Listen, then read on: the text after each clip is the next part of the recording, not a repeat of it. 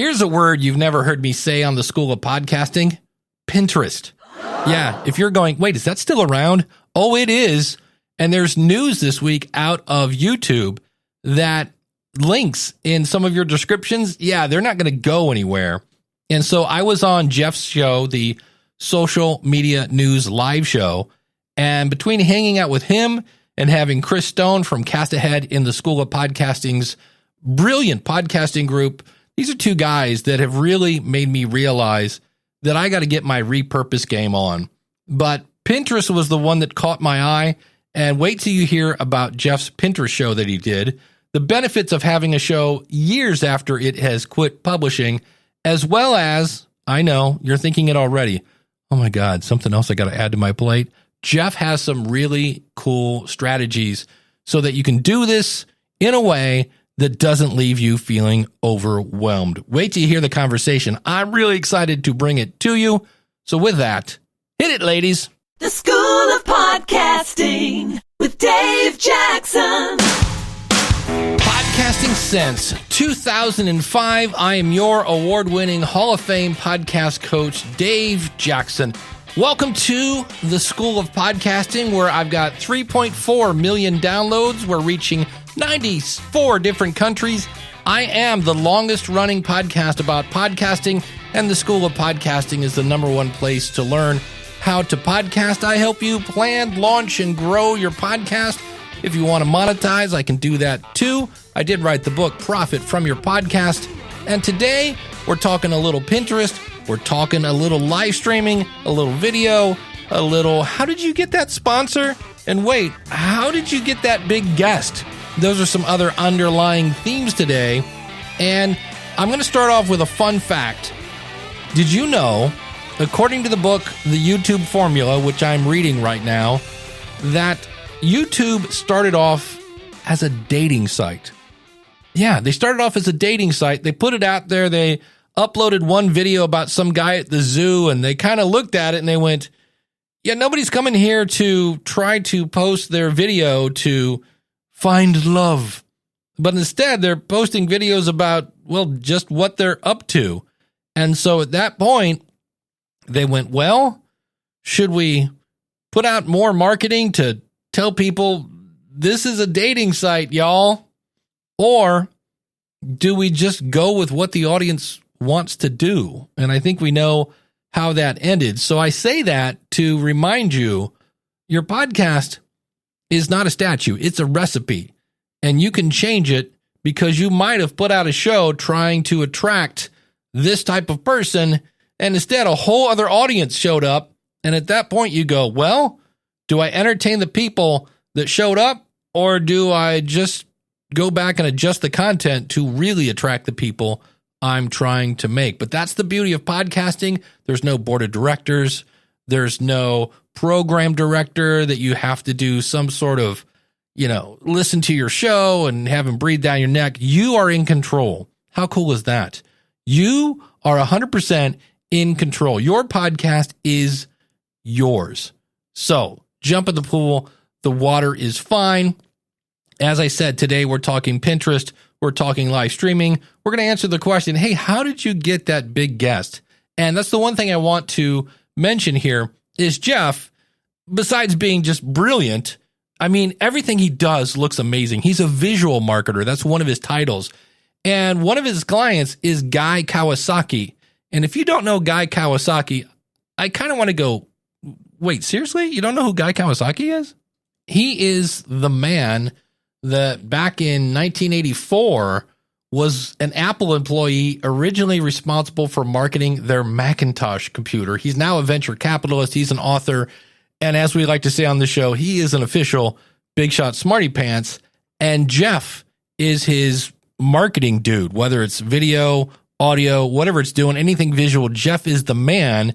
And so when you hear us talk about Guy, we are talking about none other than one Guy Kawasaki. So with that, let me shut up. Here's my talk with Jeff Sieh. Yeah. Jeff, thanks for coming on the show. Well, thanks for having me, Dave. I'm a big fan. I love your book. I love your shows. I keep finding, there's another podcast that Dave does. And I'm like, it's like a week long listening spree I'm going to have to go on. So, And Jeff lives in East Texas, and as we recorded this, he was having a party. it's going to get up to, they said 100, 304. And I'm in a little portable building. So if you're hearing the air conditioner, that's because that's what you're hearing, because it's too stinking hot. And Jeff and I have run in the same circles for years. I often see him at different events, and Jeff has a very unique look. He's got a beard, mustache. It's actually part of his brand. And he was nice enough to have me as a guest on his show, Social Media News Live. And he seemed like a really nice guy. I've kind of known him again through the years. And I saw on his LinkedIn bio that he was involved with a show. Now, this show is, and we're going to talk about this show is not currently in production, but it's called Manly Pinterest Tips. And so you want to talk about standing out. You want to talk about an obvious name, Manly Pinterest Tips. And I thought, I've never talked about Pinterest on the School of Podcasting. So I looked at Jeff and I went, Pinterest? Really? The cool thing about Pinterest, you don't think a lot of people think of it as another social media platform, like it's another Instagram or it's another, kind of YouTube-ish or something like that. But it's actually a visual search engine.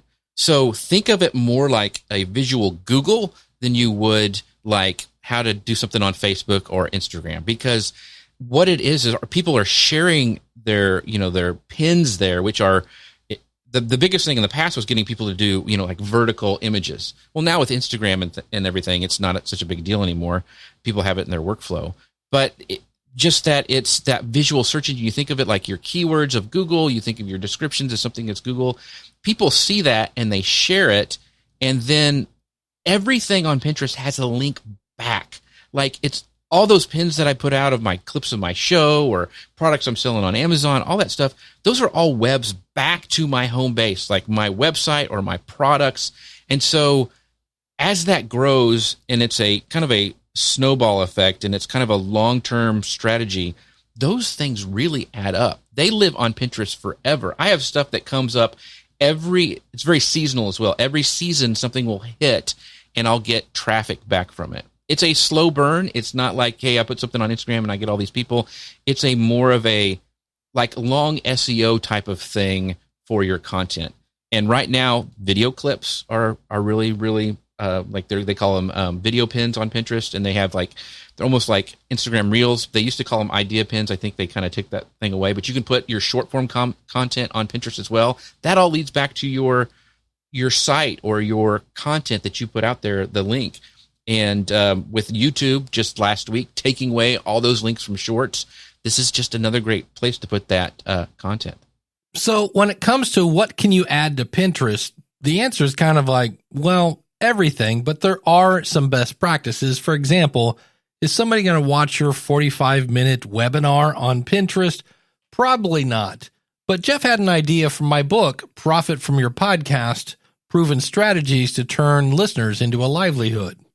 Well, so for your book, like I would put your book stuff like experts or like here, download my first chapter, because Amazon links work on Pinterest. Like I do all my Amazon stuff on Pinterest. Like all my shorts that are like I'm doing a review because Chris Stone got me all into the Amazon live stuff, is that all that stuff is on Pinterest and it jumps back to an Amazon sale. Where there is a platform, there are gurus. So what are some of the myths about Pinterest?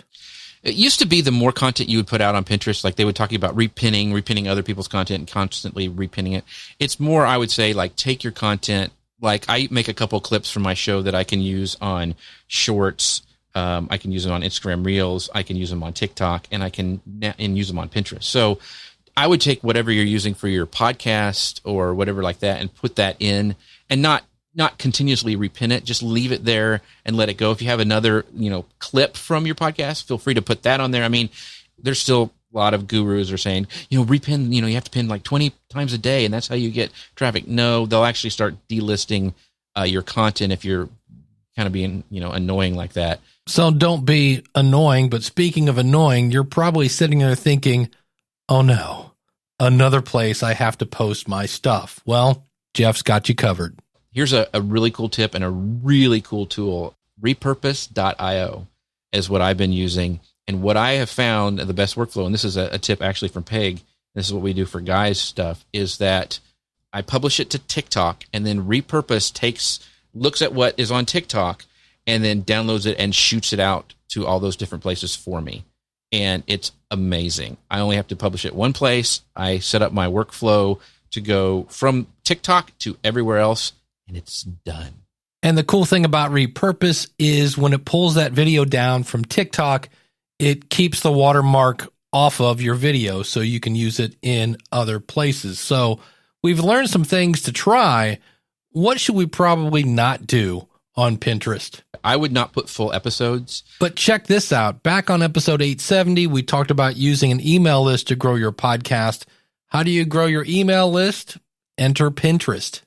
One of the other big things, and I actually need to do it more, is Pinterest is a great place to put your lead magnet. Like, I did this deep dive into podcasting for my show. I'm going to make like, hey, here are some of the tips or notes like I've done for you. Download this for your email address and put that on Pinterest.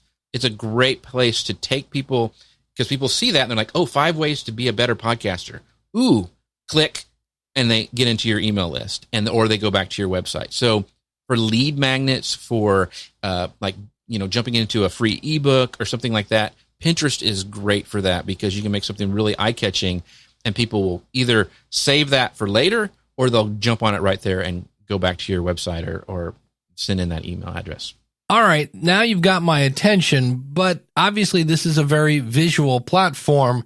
Can I get by just using Canva? Yeah, the thing is a lot of times I'll be scrolling through Pinterest and I'll go, oh, there's a Canva pin. Oh, there's another Canva pin. There's another. And so if you're going to use Canva, which is fine, I've used it and I'll continue to use it, is that you just don't like pick a template and fill in the text. Like what I like to do is take, on Canva, you can have multiple pages. So I'll find different templates that work, and then I'll mix and match those elements. So it's actually more original than what you might just, if you click a template and fill it all in. So try to make it your own, because it'll actually capture more attention. I had a friend who was doing some something for an ad agency, and she was putting out a bunch of like catalog things, and she was seeing what, like when she would search for, I think it was like furniture, and she was seeing all this certain kind of furniture.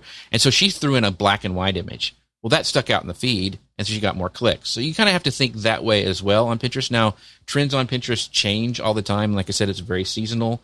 I mean, people are already planning, their Halloween stuff on Pinterest. I've already started seeing it. So it goes way earlier than the sales cycle. Like if you're seeing them start to put it up in Walmart, you've probably missed the boat. You need to get in there before they start doing that kind of stuff. So what's the story behind manly Pinterest tips? I used to do like video, like corporate videos, and then I got into website building, and I did Flash websites. You can thank me later. I mean, everybody loved those, and did the whole development thing with that. And then I started doing social media when it came out, and because my clients were using it and needing it, and I said, well, I better start doing it. So I started a blog, and I was writing about social media, and then I was driving back from my wife's parents' house in Kansas, and I heard about this Pinterest thing on Social Media Examiner's podcast back in the day. They were talking about Pinterest. A lady named Cynthia Sanchez was on there, and she was talking about how she drove all this traffic back to her blog, and I'm like, I have a new blog. I should try this. And so I had written this blog article called Manly Pinterest Tips #1, and it was how I shared a secret board with my daughter, like recipes or crafts she wanted to do when she was little, and we had this thing, and I wrote this article, and it kind of back then went viral. Like a lot of people shared it and everything, and I was like, okay. And then we started, it was the Wild West of Google Plus and the Google Hangouts on air. Everybody was doing a show. So I got 4 other guys who had way bigger audiences than me. Like Mike Alton was one of them. He works for Repurposing now. He's a big social media guy. He was on the show with me. We had 4 guys. We interviewed people. And we call it the Manly Pinterest Tip Show. And we got people like we got the producer of Pretty Woman. We got. I mean, it was the Wild West. Guy Kawasaki came on. I mean, all these huge names came on. So then I started a podcast. Social Media Examiner saw that, hired me to run their Pinterest account. I got in deep with them. Started producing their show, one of their shows, their live shows, and it just worked for them kind of off and on for 5 years. And then that's how it all kind of happened, and it started driving traffic. So there are 2 things we're going to dig into here. We're going to figure out, wait, how did you get big guests and how did you get sponsors? So let's start off with, how did you go about getting big guests? I just ask. Like, all they can do is say no. Guy, secret here, Guy will pretty much say yes to anybody if they have something. Like, he's really just that nice of a guy. He'll get on your show, and he was nice enough. The thing is not to always be a used car salesman when you ask. Like, hey, I got this thing here, and Dad, and people know when that you're going to invite them on. Like, Dave, come on my show. I'm going to talk about me, and we'll get to you. That's what it feels like a lot of people do, and hopefully you felt like when you were on my show that it was all about you. Like, I wanted to dive into what the knowledge you had. When I do social shares, I don't usually share myself. I usually share the guest. And the cool thing about that is the guest usually shares that social share out over and over and over. And then that gets me better guests and more guests and good guests. And that's how I've always approached it. Even back when I first got started, I wanted to make the show about them and their knowledge. And I think that helped me get guests. And you just have to ask. As someone who was on the Social Media News live show, Jeff makes you feel welcomed and pampered, and he let me know who I was talking to. He let me know why I was on the show. A great experience. We talk about that on episode 677 of the School of Podcasting. And in terms of getting sponsors, one of the things you should be doing is, what are you currently clicking on? And by that, I mean, what products are you using that your audience might also enjoy? And in Jeff's case, he loved the software Ecamm, and, well, this is what happened. Well, they knew I loved them because I was in the community, and I said, hey, Katie, starting the show, will you be a sponsor? And that's, I mean, once again, it comes back to relationships. And she knew this. She saw, and I did, like I said, 5 years of stuff over at Social Media Examiner. Then I had done stuff before that. I had spoken at conferences, and I talked about them. When I talk about stuff, and it's just like you, Dave, it's very organic. It's like, I use this because it works, and I like it, and I'm sharing it with you because, hey, it works, and I think it's cool. It wasn't like, hey, they've got a sale right now, and da-da-da-da-da. It's nothing like that. It's like, listen, this stuff works, and it works for me, and here's how it works for me. I think it'll work for you, too. And it was that, and then she saw it and said, sure. And so they've been sponsoring since the beginning for 3 years, over 3 years. So Jeff gets paid to talk about a product he loves, and it's been doing that now for 3 years. So does podcast advertising work in that case? Absolutely. Otherwise, they wouldn't be there for 3 years. And Jeff knows that. Sponsors aren't easy to get. He's found the best win-win-win. The sponsor is winning, he's winning, and the audience is winning. So he takes his sponsorship with Ecamm very seriously. I am very protective of my relationship with Ecamm. So I'm like I'll run stuff like Katie. I'm like, hey, Katie, this company wants me to do something on the show. I'm like, is that cool? Like, I don't want to damage my relationship with Katie. I'm going to Slack with her. I can talk to her right now if I wanted to, because I'm like, hey, I don't know that this company, are they a competitor with you? And would that be bad? Is it okay if I do that? I mean, so I'm always like, and I'm also like, what do you want me to promote this week?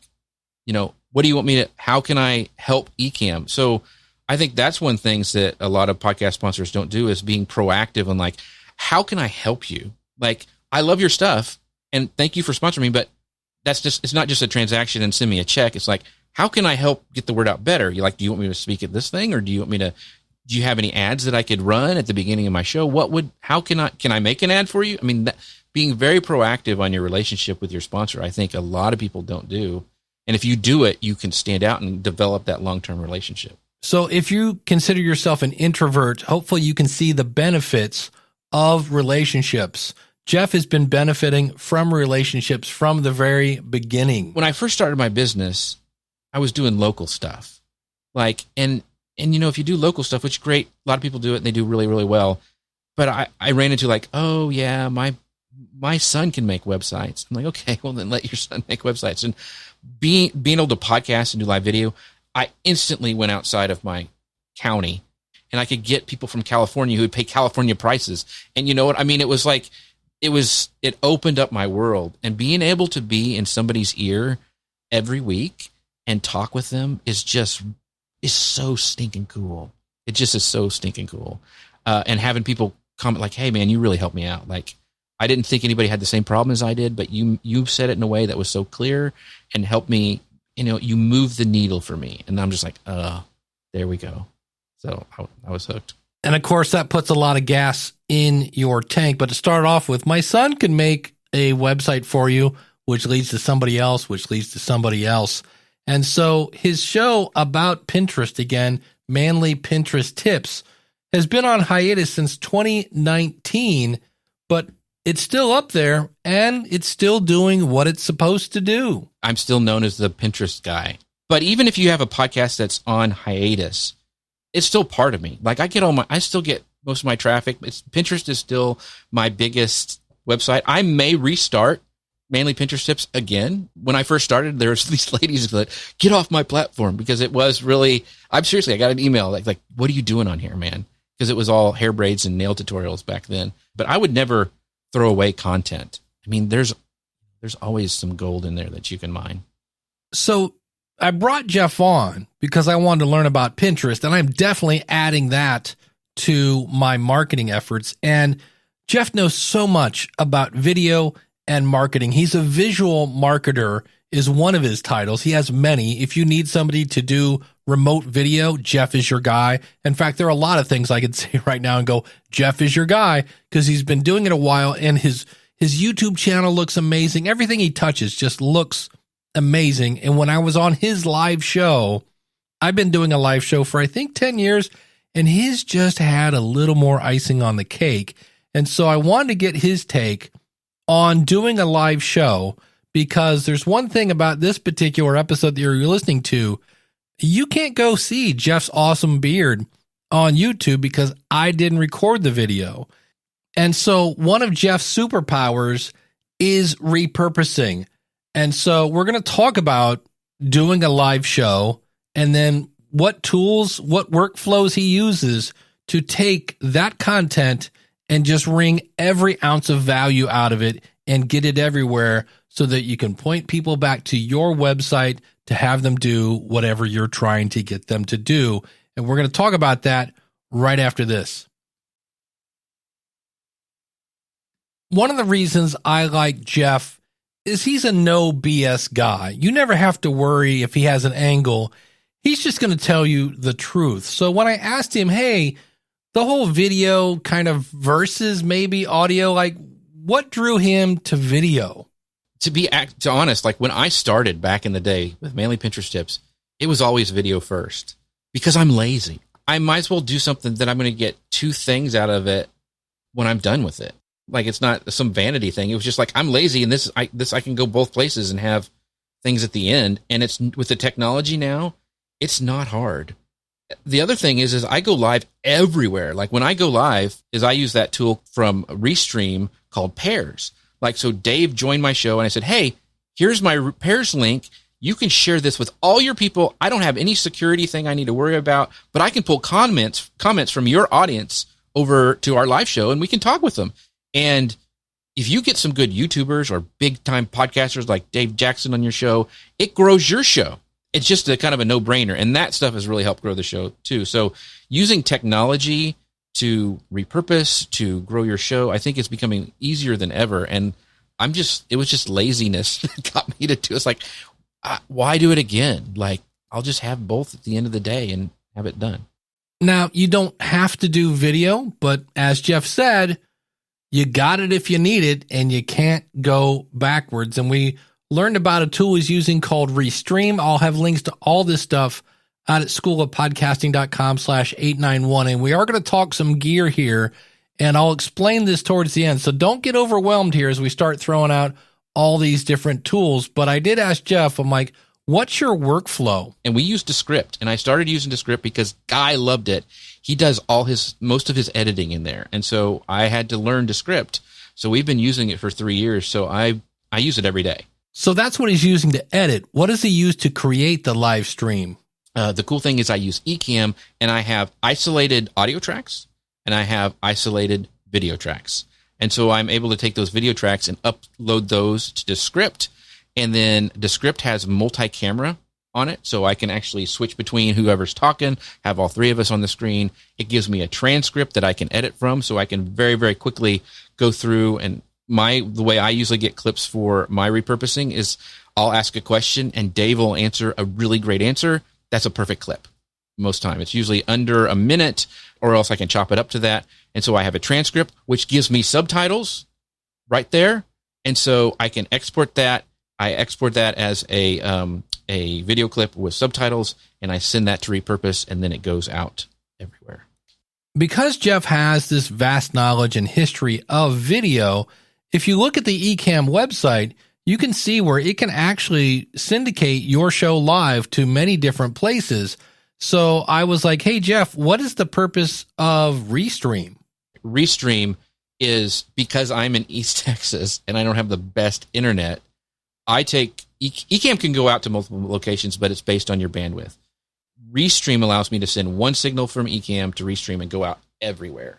And I can pull comments in from those places at the same time. So I'm not missing anybody. And when he says pull in a comment, this is live and you can actually leave a comment in a chat room and you can click on the person's comment. It will appear in the video. And I do that using a tool called Streamyard for my live Ask the Podcast Coach show. And I know Jeff uses Streamyard for some clients and he uses Ecamm for other projects. So I wanted to get his opinion on Ecamm versus Streamyard. I've always liked Ecamm, and I've used them all. And I actually produce shows with Streamyard over at Social Media Examiner. I've done it when I first started too. I went to Ecamm, and they actually, full disclosure, they are a sponsor of my show, but I was using them and loving them way before that. The reason Ecamm, I like it, is it's hardware based. It's not, most of the other ones like StreamYard are, they live in the cloud. And whenever you have stuff live in the cloud, you can have issues with things in the cloud. I just think my camera always looked better on Ecamm. And also, everything is customizable. Like my show that you were on, I had lower thirds coming up. I had a moving background. You can customize it to whatever you want. You're not really locked in to, a predetermined template that a lot of those web-based things have. And then when they finally got isolated video tracks, I was having to cobble together stuff with vMix on another computer and all this stuff because I wanted those separate tracks for repurposing. And I can do that all now in Ecamm. It is only Mac-based. That is the downside, is it's Mac-based. And so when I heard hardware, I was like, oh, let me guess, I have to buy the biggest, baddest, kind of Mac computer because I just have a Mac Mini with slightly a little more RAM than typical. I mean, is that going to work? You're fine. With a caveat. So you have to have the Mac silicone to do isolated video tracks. That's the only caveat. But most all new Macs have that now. And if you're like, Dave, I do audio, I deal with maybe 2 files, music and me talking. I've got separate tracks for each person and then separate audio for each person. That's at least, if I'm doing an interview, that's 4 different pieces of media. That sounds like a headache. Are there going to be like syncing issues where all of a sudden it's going to look like a bad Godzilla movie? It's not. We use Squadcast here, and I have more issues with that getting out of sync than I do with Ecamm. When you come in as a guest on Ecamm, it's on, even if you come in and out, it's really easy to sync up. I have never had an issue with sync. Some guys who have really high-end DSLRs, Ecamm makes it really easy because you can actually inside of the software set a delay. You can actually time it if you have a delay, if you're seeing a delay between your audio and your video. So it's really easy to fix. So that's why, and it's just so customizable. And their community is amazing as well. Like if I have a problem, I can usually throw it into their community and I'll get an answer like in an hour of like, hey, I can't get this to work. And they help me through it. Almost like the School of Podcasting. Now, if you're an audio podcaster, you've kind of got the hardest part down because video viewers will be less likely to forgive bad audio than they will bad video. Because if the audio is so distracting that I'm paying attention to how it sounds versus what you're saying, that's a problem. And so Jeff started out with your basic webcam and the built-in this and that, where we all start. But he has a really great tip here if you're new to this whole thing. You don't have to do everything all at once. Get a decent mic like Dave says, and then, find some software you really like that, and then practice. Like I made a channel over on Facebook that I could go live to that nobody would see. It was a private channel. So I would practice. I would practice bringing up my lower thirds and how to switch things. I have a Stream Deck that has everything on there, and I have it laid out in a way that I can almost not look at it, and I can switch to your camera, bring up your lower third, and I practice. Like I would sit here by myself. That's the kind of life I lead, Dave, and practice hitting different buttons to or what would happen like if this like because things bad will happen. Like I've had my power go out. You've had your cat jump on your head. I mean, all sorts of things. I mean, you think of those scenarios and then don't let it fluster you because it's going to happen.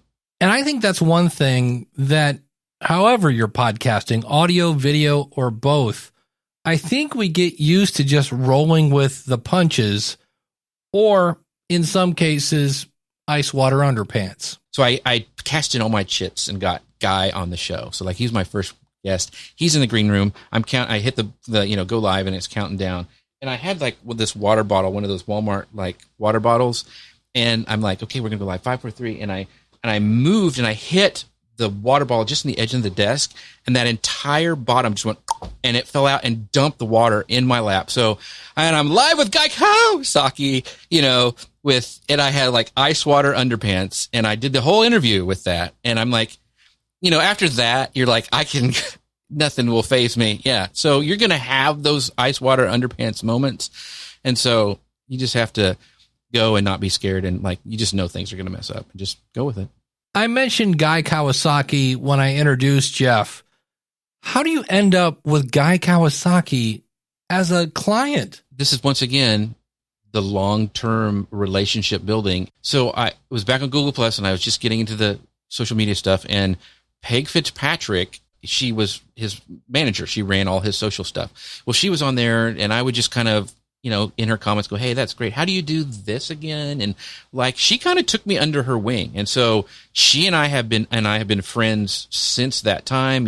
I've had her on my show. She's an incredible blogger. She's got another book coming out. She's really big in the space. And we just developed that friendship. And then when Guy, and I had Guy, she was the one who was able to, I said, hey, Peg, I'd like to have Guy on my show on Mainly Pinterest Tips. Can you help me get him? And he was like my first big guest. And then later on, 3 years ago, I had him on some other stuff, and I've been helping him produce some things. But when he was having trouble, he wanted to start a podcast. Peg says, hey, Jeff, do you do podcasts? And I was like, yeah, I can help with that. And that's how it happened. It's not, I didn't pitch to him. I didn't do anything. He knew me from before. He trusted what Peg said, and that's how I got the gig. So when you're doing live, you better have an idea of what you're going to say before you press go live. So I asked Jeff, I go, what is the big attraction for Jeff when it comes to going live? Because I love the bringing people in and helping them with their problems. And I'm pretty set on my show formula. Like I have like 3 sections. I usually, have different breaks where I bring in comments. And so it's hard when you first get started. Like there's a lot of buttons to push and you've got to read the comments and all this stuff. So I would not do that if I was just starting out. And I'm breaking in right here. That is the heart of a servant right there. As much as he loves live, he wants you to be successful and realizes that for some people, doing it all is going to burn you out. But I love the interaction. I dig every Friday being able to go and show up and seeing the people who show up that are there every week. Just like your Saturday show, Dave. You have the same people. It's really cool. It is very cool, and live is getting cooler and cooler. One little tip from Podcasting 2.0, I can log into podverse.fm and see what shows are going live. So it's almost like a channel guide. That, again, somewhat years in advance, but live is getting cooler and cooler, even though one of the biggest benefits of podcasting is the fact that it's time shifted. As Jeff said, that interaction, that's addictive. And live is a different feature set. It's a different skill set. So what tips does Jeff have when it comes to doing a live show? But I always have guest co-hosts. Like I have a group that likes to come to my show and say, hey, I've got Dave on. Who wants to come? And they'll jump in. And what a co-host does, it lets me take a break. Lauren, you had a question, and I'll switch screens to her, and then I can scan the comments to see if there's something that I would rather ask their questions than questions I already have. So I'll look for something similar that I was going to talk about, and I'll pull that one in instead. And having a co-host where you can switch those screens so you can like, take a drink or like, take a break. That has been a key for me, that I've been able to offload some of that stress of always being on. So Jeff obviously has some big clients. He hangs out in a lot of communities like the Ecamm community. He knows a ton of people. I asked him, when it comes to growing your audience, what do you think is one of the best tips? Consistency. Like it's, we say that like, oh, be consistent. That's hard to do. Like think ahead to like, okay, when I take a break, like for Christmas, what am I going to do? I have a show that I pre-record, and I tell people it's pre-recorded, but I stream it out live. Like it's just a normal show. Like I want to they always know that I'm going to be there on Fridays at 10 a.m. Central. I've done it for 3 years. I just talked with Elsie this week is how important community is. You've got a great community. Ecamm's got a great community. Look at people who have community and model what they do. They're genuine.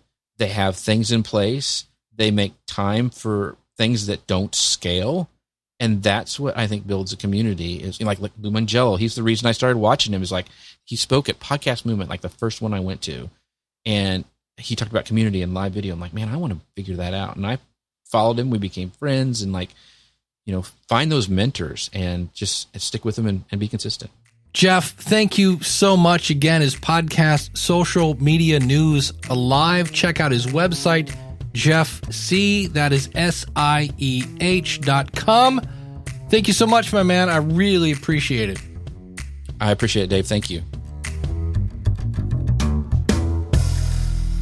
The one thing that I saw through all those stories were relationships.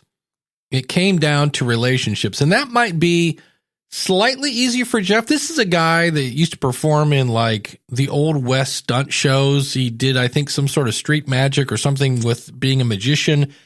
His dad was a pastor, so he's used to around people doing presentations. And if you're like, see, I'm not like that. Here's how you get over that. Look, you and I know, okay, it'll just be our little secret that you're an introvert, okay? I know, I won't tell anybody. But when you go to a conference or you go outside or you go to an event, just temporarily, it's not going to be permanent, just pretend to be outgoing. Yeah, just pretend you're outgoing. And then eventually it will get easier. There are still times, I remember when I was married and I'd go to like a Christmas party and my ex would look at me and go, oh, no, don't do Shy Dave. I don't want to be around Shy Dave tonight, because I would just zip up and go in a corner. You're like, no, we're not doing Shy Dave tonight. I'm like, okay. So, but and where is Jeff hanging out? One of the different communities he's hanging out with is at Ecamm, because that's where all the video people are. He's been doing video forever.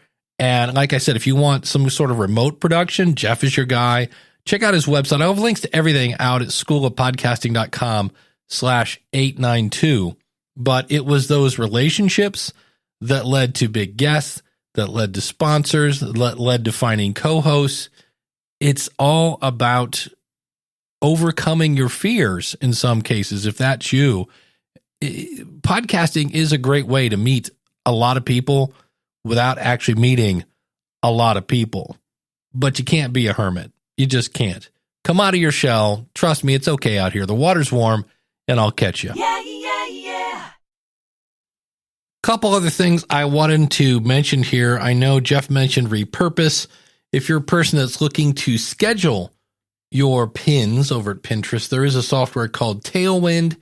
And also on my website, schoolofpodcasting.com, I use a tool called Social Warfare. It's a plugin, and it's super easy. You upload your image to the plugin, and somehow some magic mojo happened that makes it easier to pin to Pinterest. So that might be something you look into. It makes it really easy to share the show. And that's that whole let's pour gas on word of mouth. That's one of the reasons why I use that plugin. And if you're using Canva, first of all, if you're using Canva, you can easily go in and say, hey, make this a YouTube thumbnail. Okay, now make it 1400 by 1400. Now it's my album art for the episode. And then you could say, and stretch this out for Pinterest. So that makes it really easy. And if anybody knows anybody over at Canva they changed their affiliate program, and you have to have like 5,000 people on a social platform. Well, I have 5,000, probably more than that, if you count all my platforms. But I think I have, 3,000 on Facebook and another 2,000 on LinkedIn, such and such. And so consequently, I'm not in their affiliate program, and I talk about them all the time, and I'm reaching out to them on social and via email to go, like, can I cut a break here? Like, I got 5,000 people, just not on one platform. And it's really bummed me out because I love that platform for graphics. So if anybody knows anybody at Canva, can you go, hey, can you give Dave a break? That would be really cool. And lastly, the thing I wanted to point out, because Jeff said it a couple of times, this is not the 10,000 download switch. So if you're like, oh, you know what? I haven't been doing Pinterest. I'm going to do it and money's going to fall from heaven. No, but in terms of SEO, and this is going to be a future episode of the School of Podcasting, so many people talk about YouTube and they're like, look, it's the number 2 search engine. And yet you're completely ignoring the number 1 search engine, which is Google, which is having those links back to your site, boost your Google. Having your episodes on your website boosts Google. Having a player on that post that we just talked about can boost Google. Why? Because people go to your website. Well, first of all, you're found in Google. People click on it. They click on play. Now they sit on your site for a while, and Google goes, that's funny. Every time I send something to Dave's website, people are there for about 17 minutes. That must be really good. And it can boost your rankings up in Google. So as much as we talk about YouTube, we talked about live streaming and video today, don't forget about the number 1 search engine, which is Google, which is why, again, I used that social warfare plugin because I want people to share this and link back to my site.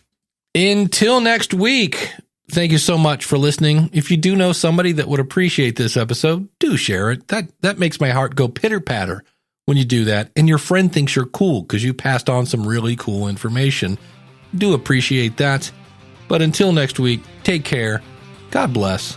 Class is dismissed. If you like what you hear, then go tell somebody. If you like what you hear, then go tell somebody. And lastly, there was a phrase. What was that? And there was a phrase. Nobody likes a Charlie in the box. Which there is a part of me that, like, where his parents just really tired after birth. They're like, congratulations, Mr. and Mrs. Kawasaki. It's a boy. And they went, let's just call him Guy. It's kind of like naming your dog Dog. Like, what's your dog's name, Dog? I don't know, but Guy is a brilliant guy. If you haven't read his books, you should. And Jeff is his guy. Wow, we're 4 minutes in, and already Dave has gone on a tangent. Hey, if you're still here, I want to say thanks to everyone. I was in a small fender bender this week, and could have been a whole lot worse. My trunk ended up with a dent, and I need a new bumper. I had a couple bruised knuckles where I got rear-ended, and my left hand went into the dashboard, and so my knuckles were kind of bruised. But I'm fine. Nothing else is wrong, and that'll be – I talk about it on the Building a Better Dave show. That'll be a link out there as well, schoolofpodcasting.com/892. But there's definitely going to be another episode about this because post-car wreck has been a very interesting experience that makes me want to throw up. Not just a little bit in my mouth, like a lot. It's like, really? This is where we're at? So I'm fine. Thanks to everyone who reached out.